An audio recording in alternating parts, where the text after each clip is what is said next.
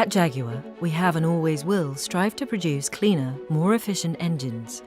Petrol, diesel, and electric.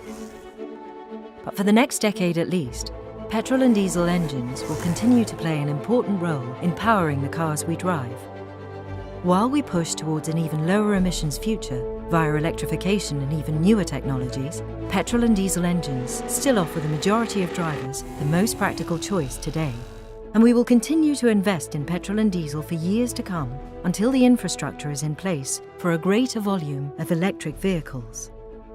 Of course, the modern petrol and diesel engines are entirely different propositions from what they were a decade ago. Cleaner, more efficient, while delivering even greater performance. So while we've reinvented and refined our engine technology, there's still one problem. Which one should you choose? I thought it was important to help you make an informed choice today and to personally reassure you that whichever Jaguar you go with, you can drive one with a clear conscience. In recent months, though, there's been a continuing debate about diesel and its effect on air quality. Indeed, this has led to confusion where there needs to be clarity. The diesel engines that have been demonised in the press and penalised by the government represent older technologies. All new Jaguar diesel and petrol engines meet the latest stringent Euro 6 regulations, aimed at making cars more environmentally friendly by limiting their exhaust emissions. They are even exempt from the ultra-low emission zone charge proposed by Transport for London. Let me stress, no one in the automotive industry thinks pollution is a good thing. No one wants people's quality of life and health affected by simply breathing. Remember, we are you. We breathe the same air, and so do our children, our families, and our neighbours. There are two things we tend to address wrongly in isolation: global warming and air quality. It's different things that impact air quality and global warming. To simplify, as one of my friends put it, CO2 is bad for the planet, that's global warming. NOx and particulates are bad for health, that's air quality. Traditionally, diesel engines produce more NOx and particulates, which affect health, whereas petrol engines emit more CO2, which affects the planet. Believe me when I say there's been a seismic shift in diesel technology since then. Indeed, in terms of emissions, the diesel cars that Jaguar produce today are comparable with our petrol engines. They are amongst the cleanest in the world.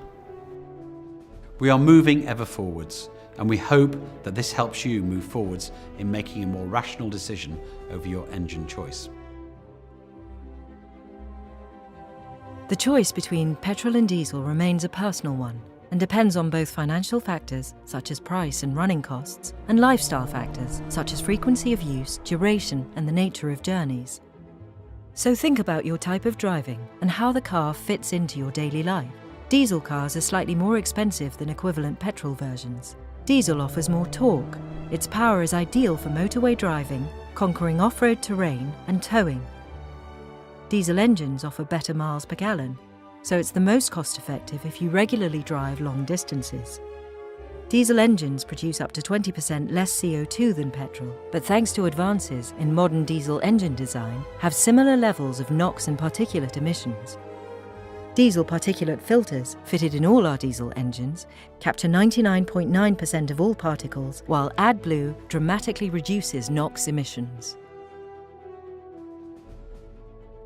Petrol cars are less expensive than their equivalent diesel counterparts. Petrol offers superb performance and a dynamic, more agile drive. It's ideal for lighter cars navigating urban streets and high-performance cars.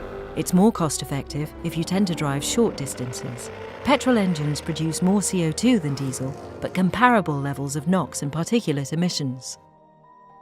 We, the car industry, recognise the vehicles we produce contribute to both air quality and global warming.